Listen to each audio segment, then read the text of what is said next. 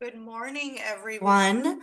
We're gonna let a couple more people join. Numbers are increasing quite a bit here, so thank you all for joining us today.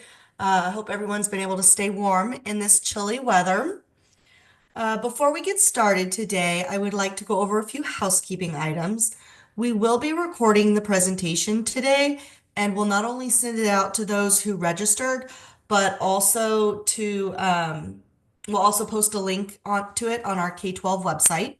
We ask that you do not use AI note takers during this presentation. Our team is going to be working to remove those that we see. And if you have any questions throughout the presentation today, we welcome you to place them in the Q&A. We have the chat disabled, so make sure you put them in the Q&A. And should time allow after the presentation, we will work to answer any questions that you have. And if we're not able to get to those questions, please don't worry. We will be compiling them and send out the responses in about a week or so. We'll also post those to our website as well. And with that, I'd like to introduce our host today, Daniel Ramirez. Daniel is TEA's Chief Information Security Officer. We are beyond thrilled to have Daniel on the team. He's been with us since August and he's hit the ground running. Many of you may know Daniel. He joins us from Region 1 and he brings with him a wealth of experience in cybersecurity. And with his combined knowledge of K-12 in Texas, we are excited to have him on board and have him help advance this wonderful and beneficial initiative. So with that, I'm going to turn it over to you, Daniel. Good morning, everybody. Happy to be here this cold morning. I was telling the team that we would probably have a lot of attendees today because a lot of schools are closed. And I figured, what else are you going to do? Let's attend a cybersecurity webinar and learn some stuff at the very least from the comforts of our warm home, maybe. Um, so a little bit about me. I am Daniel Ramirez, the Chief Information Security Officer here for TEA. I started with TEA on August 1st of just last year. I've been working in IT for 28 years. I worked in the IT department at Texas A&M Kingsville, then the University of Texas Rio Grande Valley. I did the Information Security Officer as Region 1 Education Service Center. For those from the ESC1, hello. And 13 of the 28 years have been in information security.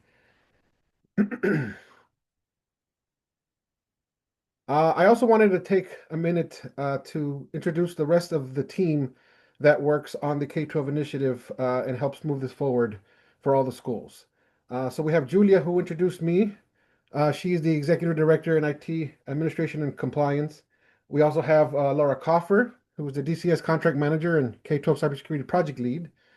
We have Susan Bain in Cybersecurity Governance, Risk and Compliance Analyst. And Desiree Adiwo was not able to be with us today, but she is the security governance risk compliant analyst as well. So this team of great folks is how we run the entire K-12 initiative.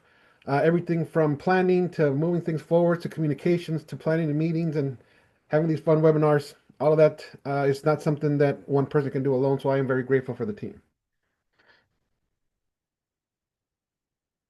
So let's get going. Uh, as you guys know, so K-12 continues to be a large vector for threat actors looking for easy payouts because our schools, for the most part, are responsible for education, and so sometimes security initiatives are a little harder to secure, especially for our smaller schools, and the threat actors know this. K-12 remains a top target, 82% reporting that K-12 schools experience cyber threat impacts. Nearly 14,000 security events have been observed across the US. More than 9,300 confirmed cyber incidents occurred. Studies found that criminals are shifting their focus, increasing attacks on the human element. Phishing and social engineering continue to rise, at least 44%, rather than exploiting technical weaknesses. We're getting better at securing our infrastructure, and so they're looking for easier targets that allow them through fancy firewalls and other software. Targeting critical academic periods such as exam weeks to maximize disruption. We've seen that in the past as well, and exploiting staff and student reliance on digital tools. All this information, excuse me, came from the Center for Internet Security. Ransomware attacks in the education sector are up 23% year after year, according to a report from Comparatech, a cybersecurity and online privacy product review website. 82% of K-12 schools in the US experienced a cyber incident between July 2023 and December 2024, according to the March 2025 report from the nonprofit Center for Internet Security. I'm sorry. 141 Texas school systems have reported cyber incidents to DIR between July 2023 and December 2024. We didn't capture the stats for this past year, but there were also obviously some in there as well. So the trend has not stopped. For school systems, threat actors determine if a school has cyber insurance and then demand a ransom based on the coverage amount. A lot of the information that we are often asked is what's the average cost of a cybersecurity incident? Uh, and that is a big, it depends. Often it starts with depending on what happens, right? If it's a ransomware event and one that the school wasn't prepared for, it usually is going to start at the maximum coverage because that is what the threat actors are going to go after. So that doesn't come out of necessarily the pocket of the school, but it starts at about half a mil, and then the school needs to then cover other recovery efforts, staff working long hours and things like that, trying to recover systems, getting back databases, sometimes purchasing new hardware, and all the bad press that comes along with it. So it's hard to put a price tag on it. But it's not cheap once a school suffers a ransomware incident. The recovery can be anywhere between half a million and 2 million, depending on the size of the organization, the damage done, and the recovery organization that is hired, which is a note from Gartner. And the average cost is approximately 1.5 million per incident. Soup to nuts, including the ransom payoff if there is one. So that's the average. As you can see, it's pretty high. Downtime costs on average, the education sector lost 12.6 school days in 2023 due to ransomware attacks. And based on the overall ransomware recovery costs reported across 26 educational institutions between 2018 and 2024, Comparatech estimates the average cost of downtime to $548 and 185 $5,048 and 185 per day, which is quite a chunk of change, depending on how long the school. And again, these are averages, and they could be completely on right field and expensive. It just depends. Sometimes the only incidents that we are aware of are the high impact ones for really large school systems that had a devastating attack, and so obviously those are going to be more expensive. Sometimes the smaller ones don't make it to the news with as much detail, and so it's harder to create an average when we don't know the amounts. So just keep that in cost. But almost always, you can bet that when all is said and done, a ransomware incident at a school will probably have an average of about $1 million, including the ransomware payoff if there is one. So, as we listen to this, about 3 years ago, the TA was tasked with how do we support the schools to make sure that they can be better prepared and better protected against these types of increased uh, cyber attacks, especially from ransomware, which back then was a huge issue and continues to be so today. So today there is unprecedented support, I think, that has grown, at least in Texas, to help our schools with different uh, cybersecurity support. I've always told the schools you don't have to do it alone. Sometimes our schools are a one-man army when it comes to IT, and even smaller when it comes to cyber-related tasks. But there's a lot of support now that has stood up in the last couple of years. So TEA has the K-12 Cybersecurity Initiative, which is a big topic that we're going to discuss today. We have communicated and continue to communicate with the 20 education service centers to make sure that they are also able to assist the schools with cybersecurity initiatives and cybersecurity resources, depending on the school's needs. The state has stood up three regional security operation centers, otherwise known as RSOCs, and we'll talk a little bit about them. And of course, now there's the Texas Cyber Command and the Texas Department of Information Resources, which will be moving under the Texas Cyber Command. And so that is the state's trying to get more organized and coordinate responses for not just K-12, but for the whole state. And so I think this will be very beneficial moving forward as we grow in strength on the resources available for the entire state to be able to, uh, combat ransomware and respond to it when it hits one of the state uh, customers, whether it be K-12 or municipalities or things like that. The state is positioning itself to be better able to support that entire critical infrastructure. And then, of course, we always try to build the community of cyber professionals that are employed within our school systems. A lot of the school systems do have very talented folks. A lot of them are willing to communicate. You just have to ask, hey, if you're working on something and you need a little assistance, maybe okay, your neighbor school system is doing some of the similar work, right? And so good to reach out to them and see what they're working on. And then we always, of course, have these type of learning events where we try to have communications with the school. The ESCs are always putting together webinars and different conferences to help support the schools as well in their region. So there is a lot of information that is local. You don't have to travel very far for it, and we continue to grow the community of cyber professionals across the entire state. So a little bit about the RSOCs. There are currently 3 funded Texas RSOCs. The pilot RSOC in Angelo State University started the program and showed the state, the value of an RSOC. And then shortly after that, the University of Texas Rio Grande Valley started up theirs, and the University of Texas Austin is now fully established as an RSOC. And currently, these are the only 3 RSOCs. The state hopes that additional RSOCs come online. Right now, the state's concentration is on completing the stand-up of the Texas Cyber Command, but hopefully after that, opportunities will be made available for additional RSOCs to open up across the state. Because right now, I know that communications with these 3 RSOCs, they have been very busy, which is a good thing. They have a lot of customers that they've been helping. The RSOC customers are not only K-12. They also help a lot of state governmental resources like your municipality, sheriff's office, the counties, things like that. And so it's not just K-12. Some of the no-cost RSOC services available to all of their customers, including K-12, of course, are managed endpoint detection and response, or EDR, real-time network security monitoring, alerts and guidance for defeating security threats, remote and on-site cyber incident responders. So they will help if your school or one of their customers, I should say, suffers a security incident. They can help in the incident response.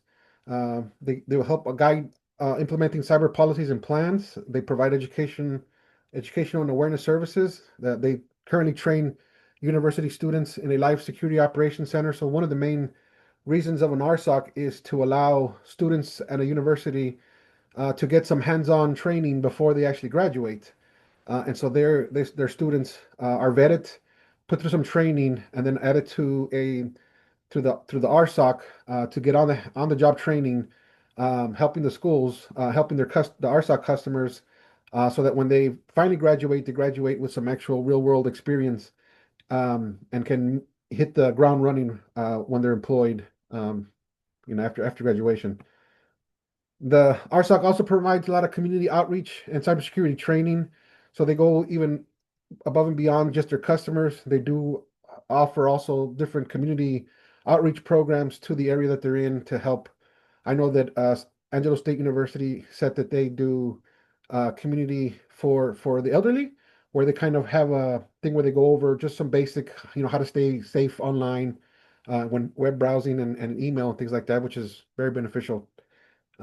So this is some of the great work that they do there. Customers, of course, like I said, include local government entities such as cities, counties, and of course, Texas school systems. So let's talk a little bit about the K-12 cybersecurity initiative. A lot of the folks that we invited to this webinar said that this is the first they're hearing about it, and they were interested in more information. Others that were already aware of it are interested in what we're also going to cover, which is the new initiatives that we've added for this next biennium, which we'll talk about here in a little bit. So, in response to increasing threat of ransomware and other malicious cyber activity targeting school systems across Texas, the Texas Education Agency launched the K-12 Cybersecurity Initiative in 2023. The initiative was made possible through funding approved by the 88th Texas Legislature, which supported TEA's request for dedicated cybersecurity resources to help school systems strengthen their defenses and response to emerging cyber risks. The goal of the initiative is to deliver immediate, practical solutions to help school systems defend against major cyber incidents such as ransomware attacks.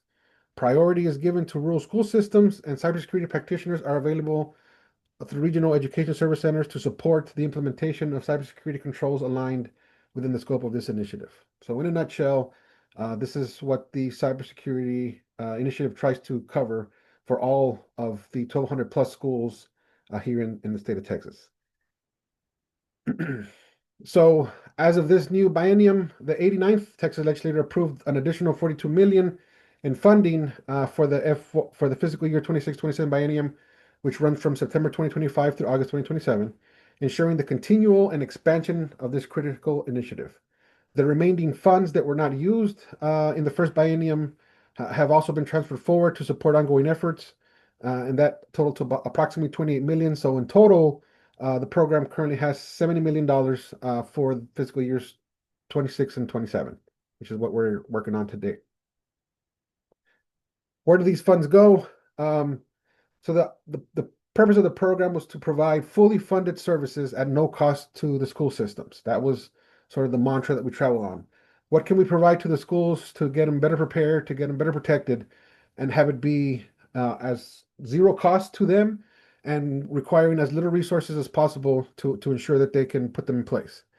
The program provides managed endpoint detection and response. The requirement for a school system currently is if you have a student enrollment of 50,000 or less, it allows licenses up to 30% of your student enrollment or a minimum 30 license count. The school systems may choose between managed EDR vendors, CrowdStrike or SentinelOne, and there is a 24/7 security operations team that monitors all of the agents that are deployed under the program for the schools. So even when the schools goes on breaks or things like that, they are constantly being monitored, and the security operations center can also take action on any threats that a school has. These are all part of the program and all communication that happens when a school is onboarded to make decisions on to how the SOC team should react to any threats that a school is facing, whether it's call somebody at 3 in the morning or shut down the device on their behalf at that time. All of that is configurable as part of the program. The other uh, thing that is available currently is the Texas Cybersecurity Framework Assessment. It is on a first come, first serve for any school system, so there's no limit on enrollment size. School systems may choose between a small, medium, or large assessments, and the difference in the assessments is not for the school size, but the amount of controls that are reviewed. The One of the things I like to tell the schools is that the assessment is a tool. It's meant to be something that the school system and the assessor, which in this case is SAIC, uh, goes and performs on behalf of the school. None of the information that comes out of the assessment is shared with the state or with TEA.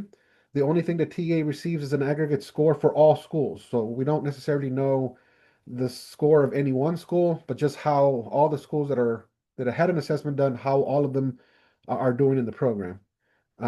So I highly recommend schools if you're going to go through the work of the assessment, because it does take some dedication and a few weeks of work, but you are guided by the assessor from beginning to end. That if you're going to take the time to do it, might as well do the large, which covers all the framework controls. If one framework control does not apply to you, then the assessor will tell you, and you just simply sort of opt out of that one, as opposed to doing the small. And there's only about a maybe 12 or 14 control difference between small and large. And I think, in my opinion, it's best to just have it all and work on that. The report that comes afterward is invaluable to a school system to be able to then have that communication with leadership and sort of show the areas of strength in the school's maturity of their security program and the areas of weakness that should be worked on. And then the IT and the security office for schools can then work with the school leadership to sort of decide, what are the areas that they should be focused on next. So it's a great tool And I just want to iterate that the details of the scoring or whatever is not something that comes back to the state. We're currently not interested in the specifics. We want to have a school understand where their posture is and what areas they need to work on to get to a better place. Know that the assessment can be scheduled currently now between now and August of 2027. So if you're not ready today, but you can choose, maybe you want to work on this on, July of this year, or maybe July of next year. You can schedule so that you're placed in the queue in an available slot and you know when it's coming. So it doesn't have to be that you requested, when you're ready. You can sort of plan for it and request it ahead of time and get ahead. Because as schools are onboarded on, whatever, there is a queue that starts being created to make sure that all the schools can be taken care of that have already requested the service. We did have also network detection and response, or NDR. There are 9 pilot schools currently in that. The pilot program continues to remain closed as we communicate to see with different partners how we might do the NDR program a little different. At the moment, we are trying to leverage the RSOCs to see, because a lot of the RSOCs do have an NDR program, and we're trying to see if that would be beneficial to move the pilot schools into, and then potentially open it for additional schools as well. The current NDR vendor for the pilot schools is Vectra. So um, the initial initiatives when the program first got set up will continue. So these goals were carried forward for this next biennium, and these are implementing fully managed endpoint detection and response on school system servers and applicable staff devices, the implementation of multi-factor authentication for all staff email systems, and ensure DMARC compliance to enhance protection against phishing and spoofing. The restriction of local administrator access to minimize the risk of unauthorized system changes, and of course, to do a Texas Cybersecurity Framework Assessment to get a baseline of cybersecurity program and action plans for improving maturity. And then, of course, we are still, like I said, trying to see how we can expand the NDR program. Currently, the 9 pilot schools are the only ones that are in the program at this time. And of course, TA's funded grant I'm sorry, TA funded a grant with TASI, which is the Technology Alliance for Statewide Initiatives, and this helps pay for cybersecurity staff at every education service center to assist with these goals. So we wanted to make sure that all of the ESCs had, uh, you know, cybersecurity staff that could help with these initiatives and any new ones that we move forward with. So if you are a school system and you have not communicated with your ESC, I highly encourage you to get to know your ESC and see what services are available for them. And those services specifically for this K-12 cybersecurity initiative are at no cost to you. So assistance with deploying endpoints, configuration for MFA and for DMARC and things like that. These are services that the ESC can provide to any of the school systems through their region, through their service center at no cost. How do you start in the program? So just in a high level, I kind of wanted to review how easy it is to get into the program. So it starts by a school system completing the new customer form, and the new customer form is sent to DIR for review. There are no signatures required on the new customer form, and this is important because the only thing that the new customer form captures is the interest of the school to start their journey to be enrolled into the service. The new customer form is going to ask who the primary contact for the services will be, who the financial person at the school system is, and who is the person that will sign the interlocal agreement once it's sent by DIR for the school. That's all the new customer form puts in place. So no signatures, because I had a few folks say, "Hey, where do we sign?" And there aren't any signatures. The new customer form is just, "Hey, I want to start the program. Send me the documentation, and these are the folks that will have signatures on it." And then BIR receives the new customer form and sends the school system the interlocal contract. The school system needs to review, complete, and approve and sign the ILC. Often the IOC does require superintendent signature. It can also require review by and approval from the school board. So the interlocal contract is the thing that sort of places the school with permission to be able to request the services. One of the items on the ILC is an area that says how much is the school able to spend for this program, which raises a lot of questions, especially from the school board, when they're like, I thought this was free. Why are we being asked what's the maximum spend? That's because DIR has other services in the MSS program, not just the EDR and the assessments. If a school wants to take advantage of some of the other services there, it would be out of their pocket, and so that form would allow you to request some of these other services. There's no requirement to take advantage of them, and if the school board feels more comfortable, a school system can place a zero on that field, meaning that they are not authorized under this IOC to have any charges against it, and that they're only interested in the free services through the K-12 initiative, and that's perfectly fine. The school system then sends the signed IOC to DAR for processing. Once DAR reviews it to make sure that all signatures and everything is in place, the DIR will then give access to one of the contacts on the new customer form for access to the Shared Technology Services portal. Um, and this is at what point that the school is ready to then request services. Up to this step, there are no requirements for a school system to actually ask for any services. It just means the school is ready to request them when they feel they're ready. So I have been recommending to all school systems that they complete this because there is some paperwork involved. There is some review with school boards and other stuff.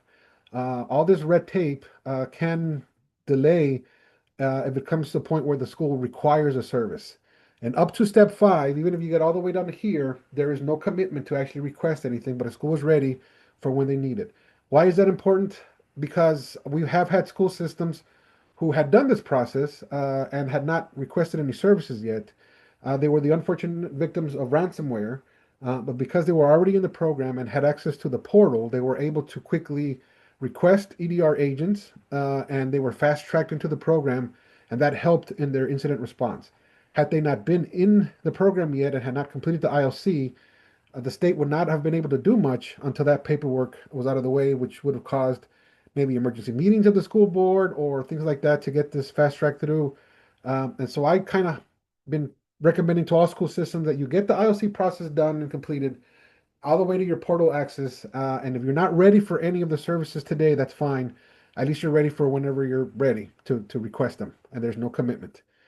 Currently, the school system requests managed security services via the SES portal, and these include EDR or the TCF assessment at this time.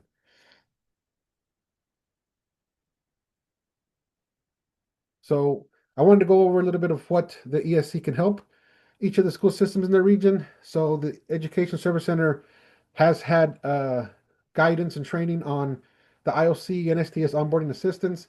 So if you're stuck with the process and need some help, the ESC is able to guide you to complete the process, including communicating with DIR if you lose access to the portal or are asking on the status of the ILC. TEA also has eyes on that as well.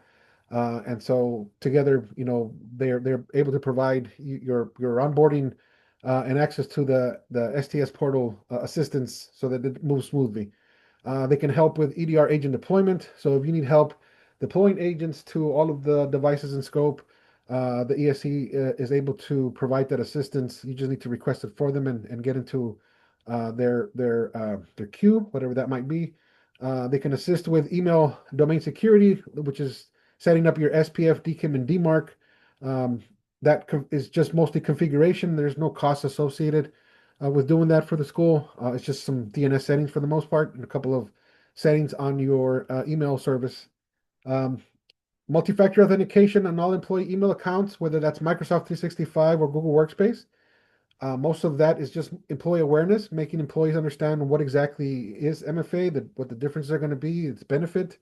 Then there's some configuration that has to be done. And again, these are things that a school can request at no cost for the configuration itself. And of course, for the support from the ESC. Both Microsoft 365 and Google Workspace on their free tiers include MFA. So you don't even have to have the higher tiered options in those two. If you've got just the basic, it does include MFA for all your email accounts. And then, of course, restricting local admin privileges. This is an important thing to do because the more staff have access as admins on systems, then the higher likelihood of somebody accidentally clicking on something or installing something and compromising a host, which is what we're trying to avoid. So most of this, again, from the ESP's perspective, is just some employee awareness that they can provide to all your staff.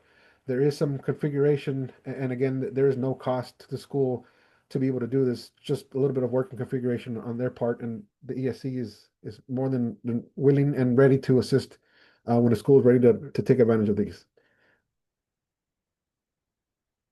So a little bit of review of how the program has been doing in the last 3 years. So school systems that have onboarded with DIR, there are 500 plus school systems that have signed the DIR in a local agreement form. There are a little bit over 1,200 schools in Texas, so we're not at the halfway mark yet.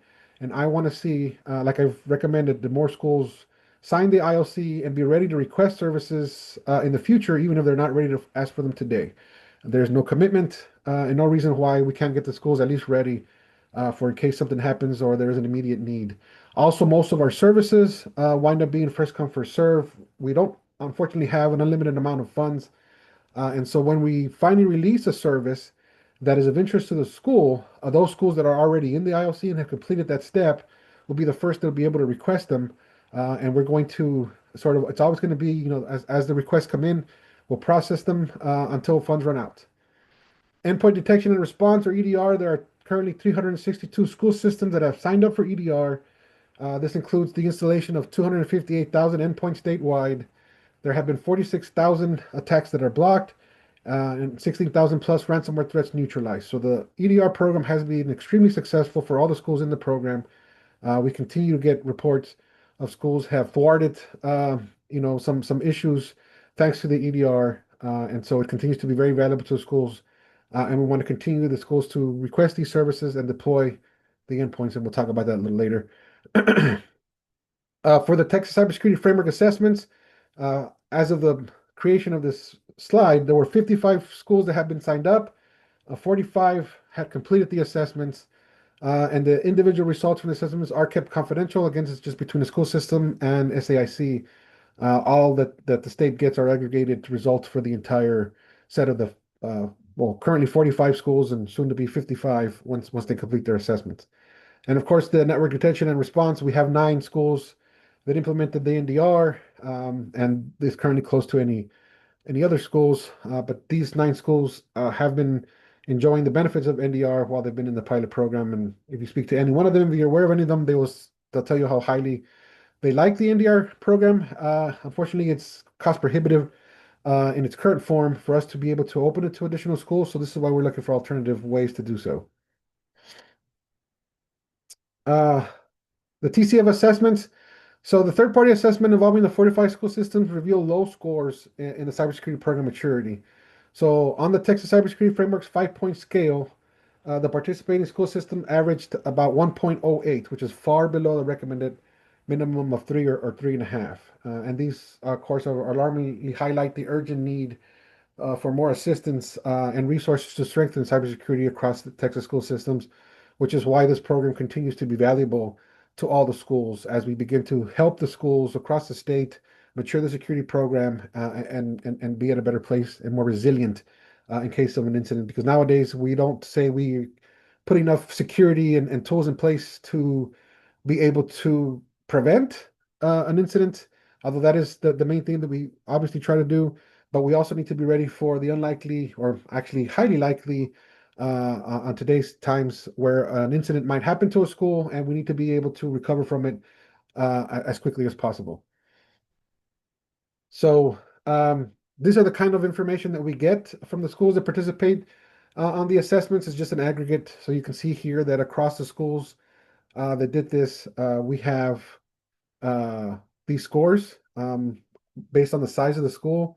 That blue bar there is a recommended minimum, and we're quite a ways below that. And so as the program begins to mature and the schools are told what they need to work on, I am interested in the schools that will do reassessments, maybe in this biennium, to see how their scores improve. And that's the whole point of the program, is to get better, understand where the weaknesses are and what needs to be done so that we can get to a more mature stance. We send out a cybersecurity survey to see how the program was doing. back on September 29th. The program, the survey, I'm sorry, closed on October 10th. The survey was intended to assess the impact of the K-12 initiative from September 2023 to August 2025, identify roadblocks to participation, and gather input on what cybersecurity services and supports would be most helpful in the next biennium, which is what we're in today. Right. So it was invaluable for us to get responses from the schools to determine how the program did in its first iteration, how we could improve it, and what additional services or initiatives the schools wanted us to concentrate on and provide to help them. We had a 70% survey participation, which is awesome numbers. I wish it would have been 100, but probably a huge ask. But 70% of all the school systems in Texas did respond to the survey, leaving only 30% out. One of the things I was asked was, how did this compare our small schools to our big schools in participation? And so we did break it up by school size as well, and even across the different school sizes, participation was pretty much at 70%, as you can see here. So this told us that the responses that we received is a good feedback on the status of the program and a good interpretation of what schools need or want next for us to concentrate because it was feedback that we received from 70% of the schools in the state. So in the parts of the survey that we asked what cybersecurity issues or services should be prioritized in the next phase of the initiative, there were quite a few. The top four that were selected by the 70% of schools was advanced phishing simulation and user training by 333 schools, email filtering gateway protection by 311 schools, and then cloud security hardening for Microsoft 365 and or Google Workspace. 294 schools requested that as their main priority, and of course, vulnerability management, 288 schools. So these were the top needs identified by the schools on what we needed to add to the initiative to further increase their security maturity. So time for updates. So how will the initiative change in this new biennium? So at the request of the schools, we are partnering with the UTRSOC to get cloud email security established for all of our schools that choose to do it through the initiative. So this is a great opportunity and collaboration with the RSOC on a service that they're already rolling out to their customers. And so we've had communications with the RSOC on how we could leverage this as part of the K-12 initiative. And we're pretty much done with all the red tape and paperwork. And we will be announcing this pretty soon and allow schools to start requesting this service. Just like any other services, this will be on a first come, first served basis. The RSOC says they are ready and continue to prepare for the increased requests that this will probably be. But if you're interested in cloud email security at no cost, then again, if you don't have an ILC in place, another reason to get that out of the way, because this service will be coming soon and will be open for requests, probably in the next month is what we're shooting for, but we'll see. DAR certified security awareness training and phishing simulations are going to be provided in collaboration with TASI.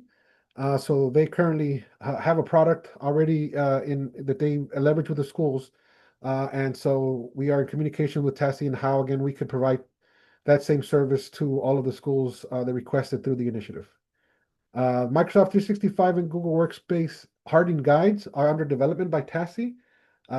They've been tasked with creating guides that will help the schools, and there'll be sort of multiple flavors of the hardening guides.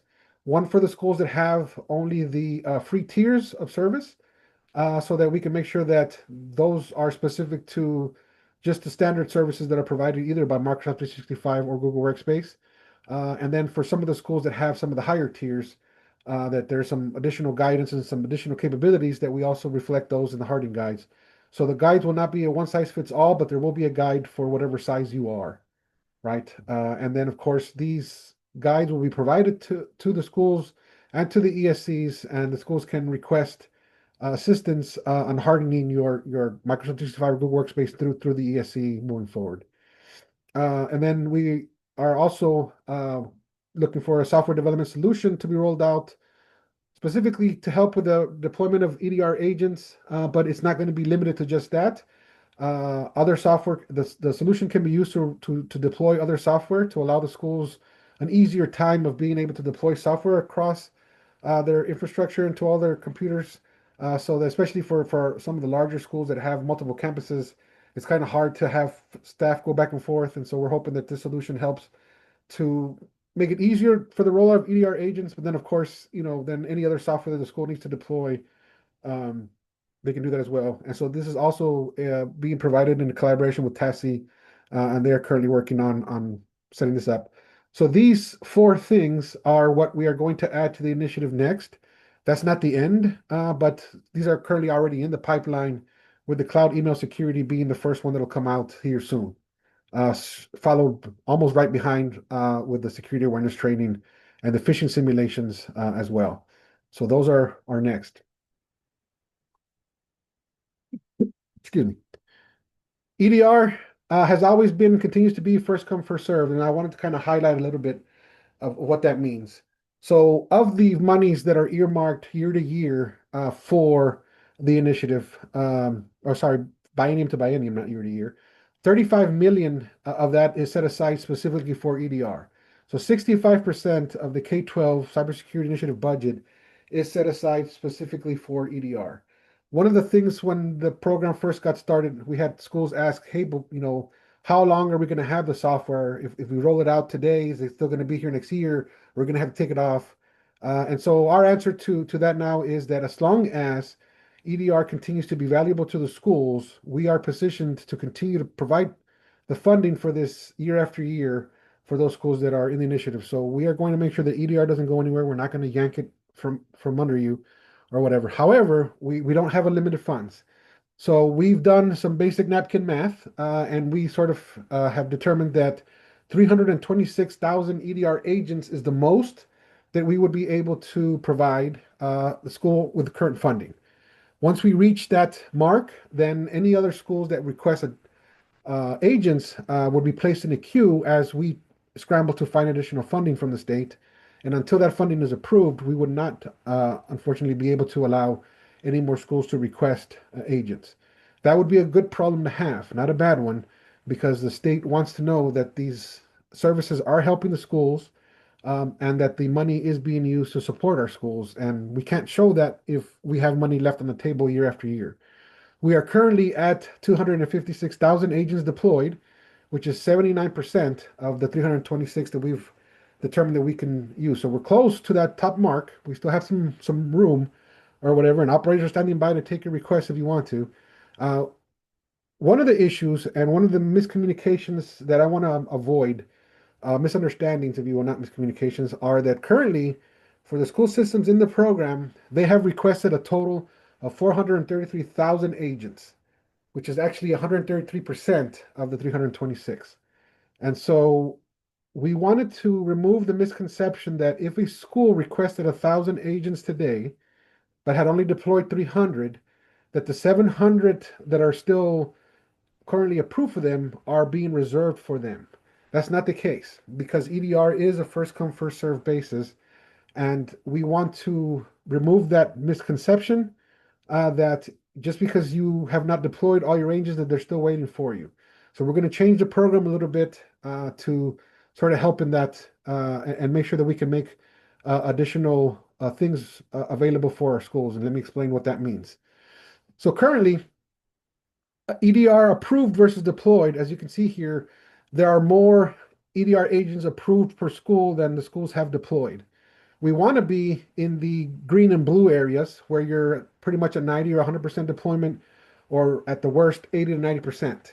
But as you can see there, that's not where most of our schools are. Our schools are pretty much splattered across being only 60 to 80% deployed, or 40 to 60% deployed, or 20 to 40% deployed. Some of the ones in the red could be new schools, but together we have a lot in the not fully deployed area. To me, of special concern are those that are in the 20 to 40%, which is 70% of our schools, or the 46%, which are 18% of our schools, because some of them have been there for a long time. And that asks, are they there because they have not had a chance to deploy, their agents, or are they there because that's all they need? And we've just not communicated to determine if which is it? Is it you're fully covered and are good and don't need the extra, or you've just not had an opportunity to deploy because you need further assistance? And so part of our next slide I'm going to show here is sort of that we can better understand what these numbers actually mean. So I've worked with a team, and I want us to do a little bit of realignment for those that are already approved. So if your EDR request was approved prior to January of this year, then you will have 60 days starting February the 1st of 2026 to complete deployment. On April 3rd, the approved count will be adjusted to the current deployment number plus 10% to give you a little bit of room. So as an example, let's say that Acme ISD is approved for 1,000 agents, and they work after this announcement. I'm sorry, and they have 350 deployed as of right now. So that means they're only at about 35% deployment. Currently, we don't know if that's all they actually need or that's all they've been able to deploy. So after this announcement started on February 1st, the school is able to deploy an additional 100 agents, and they reach 450. So on April 2nd, then that's all that they needed. So then their approved count will be adjusted to 495, which is their 450 plus 10%. So now at that point, Acme ISD is 90% deployed as of April 3rd. And as part of the process, we will communicate with the school to understand if that is actual need or if they just still have endpoints that they do not have not yet covered. And our adjustment of this number does not mean that they're locked at that percent. If they need more above the 495 that they've been allotted, or once the adjustment is made, they can submit an add-on request like you can today, and request more agents. However, you're placed in the queue, and we can only give them if they're still available. And like I said, we are getting close to that limit. So it's time for schools that have been in the program since the beginning and have not made the time to deploy to start deploying. You have assistance from, if you're in the RSOC program from the RSOC, you have assistance from the ESCs. There's a lot of assistance to help you with deployment, and it's not something that we can afford to have you wait on because sadly, we've also had a few school systems that have been victims of ransomware who are already in the program, but they had not fully deployed to all their systems. And so the ransomware ended up affecting systems that did not have the deployment. They would have been in a lot better place and could have avoided that had they fully deployed. So it's time for us to deploy 100% to all of the in-scope system. The maximum that you're allowed to get to school will remain at 30% of your student enrollment, with a minimum of 30 agents and a maximum of 15,000 agents. So just because we reduce your approved amount does not mean we're changing the maximum that you're allowed. We just want to remove the misconception that anything that you're approved for are agents that are guaranteed for you. That's never been the case. For new requests, starting February the 1st. So starting February the 1st, as you go through the program, you'll be given 90 days to complete deployment. After 90 days, the approved count will be adjusted to the current deployment plus 10%. So very similar to the other one, you have a slightly larger window because you're just getting started.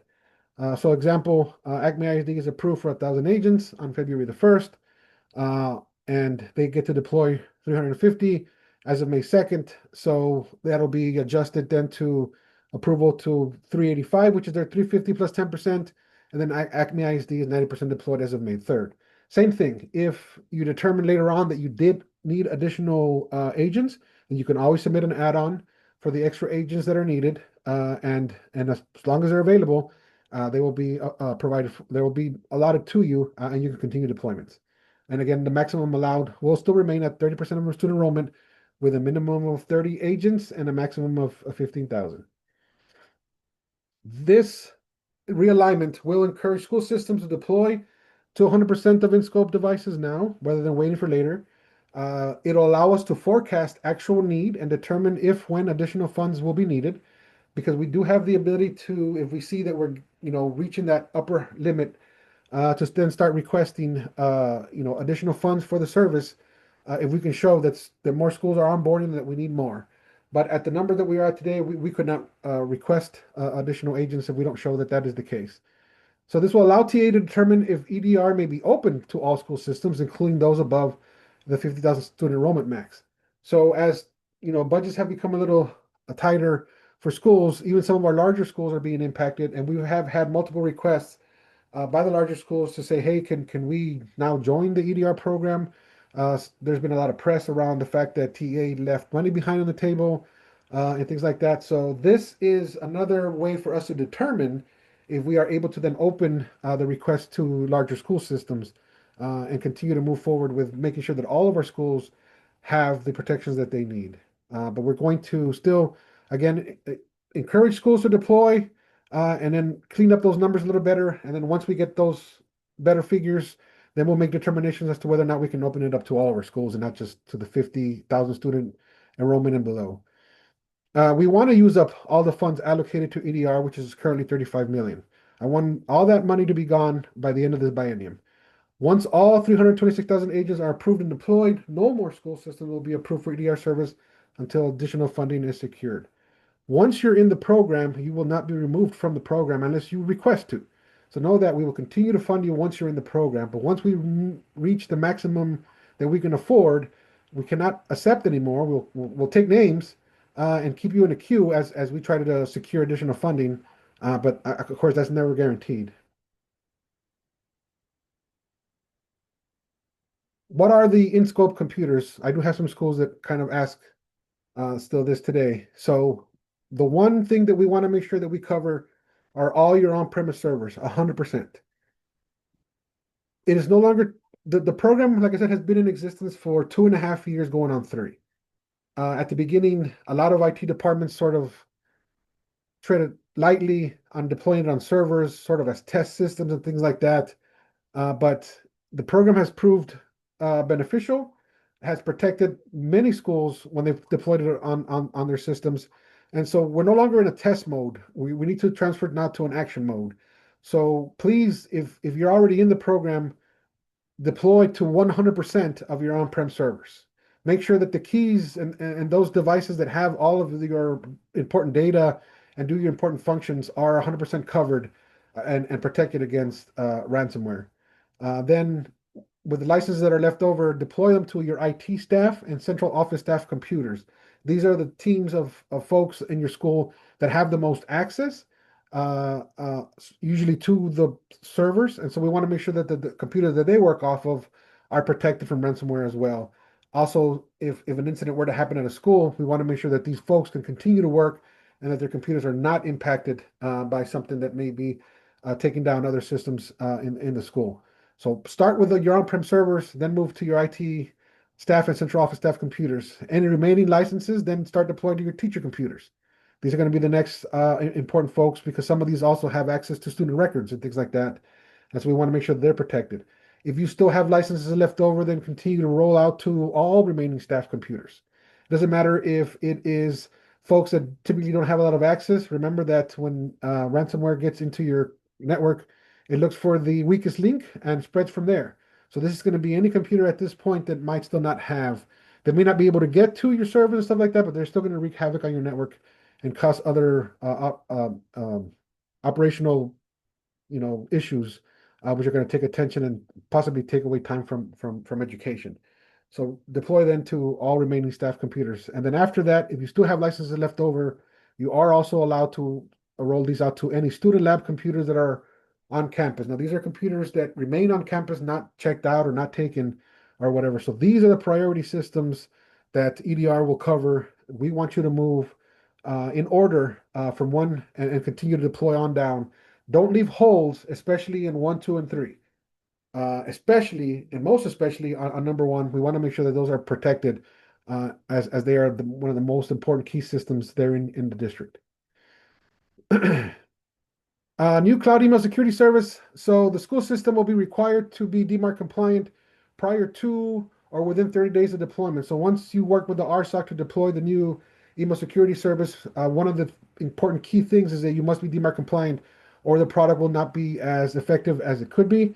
So the schools will be required to be DMARC compliant either prior to starting down this path or at least within 30 days of deployment. And of course, the UTR SOC will be assisting with that configuration. They will also be doing monitoring and regular tuning as needed. So this can be a completely hands-off product if you wanted to, or your staff can be in anywhere in the pipeline as much as you'd like them to be. but it will not require your staff to deploy anything new, learn anything new, or things like that. The RSOC is preparing and is prepared to help you with this soup to nuts without your staff having to lift a finger if they don't want to, or they can if they want to. It's really up to your staff and to the school. The UTR SOC will provide TEA with aggregate reports on threats blocked and then share common threats with state threat feeds. So the one nice thing about this is that we'll begin to understand the usefulness of the product so that we can report that to the legislator, make sure that they're happy with how we're using the funds and how it's protecting the schools. It's important for us to collect that information. And as one school threat is identified, it'll be shared with all the other schools in the program so that they can all be protected. Because sometimes what impacts one school almost immediately starts impacting, if it isn't already, all the other schools. And of course, these threat feeds go to state reports, and so any of the other customers within the state will also benefit from all the information that is learned. So this is why this is a great program that we're setting up next. School system cyber support options. So again, just as a recap, the state provides funds in support of TA-funded cybersecurity services such as managed EDR, TCS assessments, now cloud email security, security awareness training, phishing simulations, NDR, even though the pilot is currently closed, but we're looking at ways to continue that. And of course, providing training providing support, school system support and training provided by the ESCs. That's specifically from the K-12 initiative. RSOC, which has positioned as another key player in helping support the security programs of K-12. They do provide incident response assistance, 24 by 7 monitoring. They also have managed EDR. They will be the ones that are taking care of our cloud email security.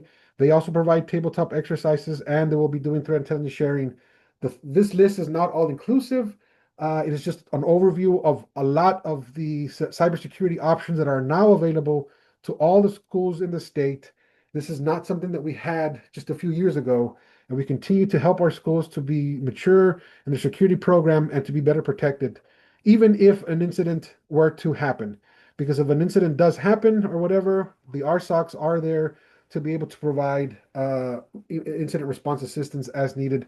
And of course, we have DIR that continues to provide those services, and soon that'll be taken over by the Tech Cyber Command. So only great things will be available to help our school systems to remain cyber resilient, and then to be able to keep their goal of teaching our kids, right? That is the main goal, and we understand that of our schools is to teach the kids that are there or whatever. But unfortunately, as technology is a requirement now for most of our school systems, security pieces are not something that we can ignore. So wrapping up, just a little bit, the Texas Cyber Command, in case for those that have not heard about it, was passed by the 89th Texas Legislature as House Bill 150. Governor Abbott appointed retired U.S. Navy Vice Admiral Timothy James T.J. White to lead the command. They do have a website if you want more information listed there. And of course, if you're looking for a job, they are currently looking for folks to help lead the charge as they continue to establish the new state agency. Reminder to please update your school system contacts. Oftentimes, when we learn of an incident at a school, we try to communicate with the school, and sometimes we don't have current contacts. It is important that you update your technology coordinator and cybersecurity coordinator in Ask Ted, because this is where most folks typically look when we're looking for information on how to contact the school from a technology or cybersecurity perspective. If you don't know how to do that, I'm told that every school should have a TED administrator who has the access to update this information in Ask Ted. Um, Also, update your contact information with your ESC because oftentimes they're the next level of assistance that everybody looks for when they're trying to get a hold of a school. They'll contact the ESC and say, "Hey, do you have the information for such and such school district?" And their technology or cybersecurity person, if the ESC does not have that information, then again, delays in getting you the assistance that you may need when something comes about. If you lose access to your STS portal, because typically you only need access to the portal when you need to request a service, then pretty much you don't need it after that. If that happens, you can always email Teresa Shade. She is awesome at being able to help you recover access. Or if an employee leaves and you need somebody else added to there, she will guide you through the process of getting a new employee onboarded on. So all hope is not lost. Of course, make sure that for those of you that are in the EDR program as well, that you keep your information recent with your SAIC security operations team so that in case they see something, they know who to contact because you should have, at the beginning during onboarding, communicated with them who your contacts are. But if folks come and go in the school system it is important that you communicate that with the security operations team. And anytime that your technology or cybersecurity coordinators change, please remember to update these lists so that we always have a good and clean and current way of communicating with the school should the need arise. The K-12 does have an official website. The link is there, and it includes all the information you could ever want to know about the K-12 program, including how to get onto the STS portal, updates about the program, frequently asked questions, handy link to sign up for the cybersecurity framework, cybersecurity coordinator framework meetings that we do monthly. Any previous K-12 initiative webinars, including this one, is also going to be posted on this page. And if you ever need assistance from our wonderful team, the email to reach us all is k12cyber@ta.texas.gov. Speaking of the CCF, the TA cybersecurity team hosts a monthly meeting for Texas school systems, cybersecurity coordinators, and technology coordinators, education service centers, and any cybersecurity personnel and other members of the community that support K-12 cybersecurity efforts. It provides content designed to assist school systems and ESCs towards maturity in an information security program. Our next CCF will be February 25th. If you're not currently registered, there is the link to register and become ready for the next webinar. You'll get information when they're coming. So please, we only allow school system email accounts. So if you do register for it, use only your school provided accounts or your ESC or other accounts, not any of the personal ones like Hotmails, Yahoos, AOLs, and things like that. They will not be allowed and will be removed once discovered. And that's it. Wanted to make sure I'm respectful of everybody's time, so I kind of flew over to those last slides. Stay safe, secure, and warm, everybody out there. Thank you. If you have any questions, you can always reach our team at k12cyber@ta.texas.gov. I hope all of you that are not in the IOC program get that paperwork done and out of the way so that you can take advantage of these services when they become available. Again, there is no commitment, just means you're ready.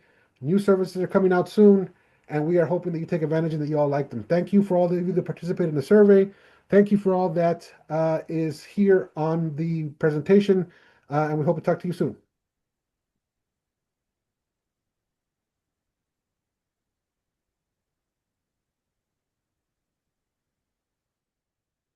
Thank you, Daniel. That was a wonderful presentation. We got a lot of really great questions, and we'll be sending those out afterwards in the FAQ and posted on the website. Just want to make sure everybody knows that those will get sent out.